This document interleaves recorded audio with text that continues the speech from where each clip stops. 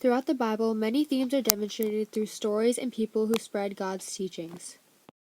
One important theme used in the Bible is that God calls the ordinary and imperfect to do extraordinary things.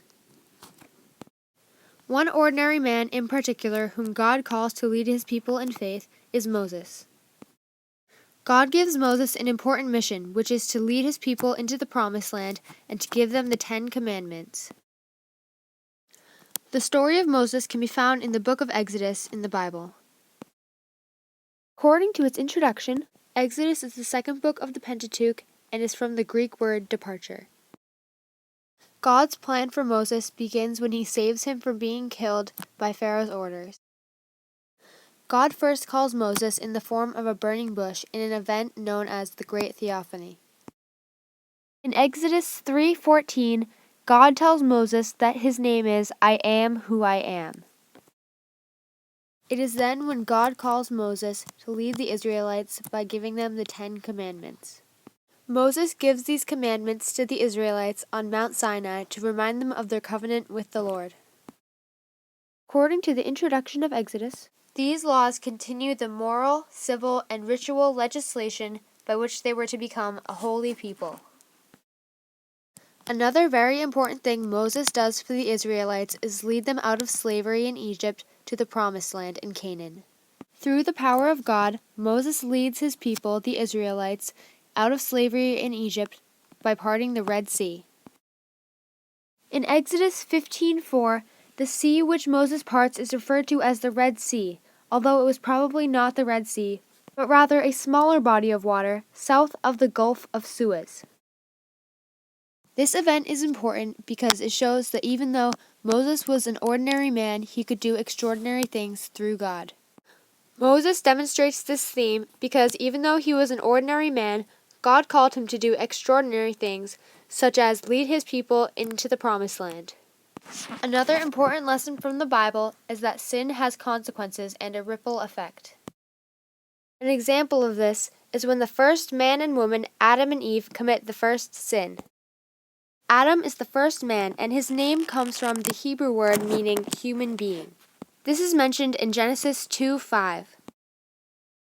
According to its introduction, Genesis is the first book of the Pentateuch, and its name means Book of the Generations. In the story of Adam and Eve, both Adam and Eve disobey the Lord. According to the introduction of Genesis, this story comes from the first part of Genesis, which includes the creation and expansion of the human race. They are told not to eat from the tree of knowledge of good and evil, but they do anyway because they are tempted. Because of this sinful action, God bans Adam and Eve from the Garden of Eden forever. This punishment is described in Genesis 3:17 through 19, when the punishment affects the man directly. This is an example of a ripple effect. Because they disobey the Lord, they are banned from the garden. A third important theme used in the Bible is that God is a promise keeper. According to the introduction of the book of Genesis, in Jewish scriptures, Genesis is translated as in the beginning. Two major promises made by God are found in the book of Genesis. In the book of Genesis, God tells a man named Noah to build an ark, for there will be a flood.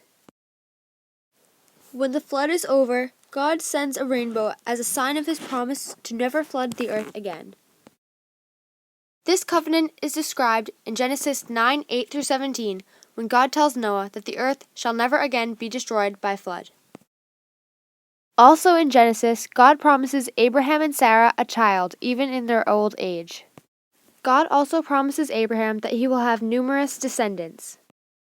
According to the introduction of Genesis, the story of Abraham and his descendants is found in the second part of Genesis.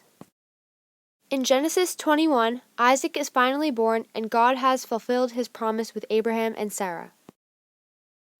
God fulfills this promise when Abraham and Sarah's son, Isaac, is born.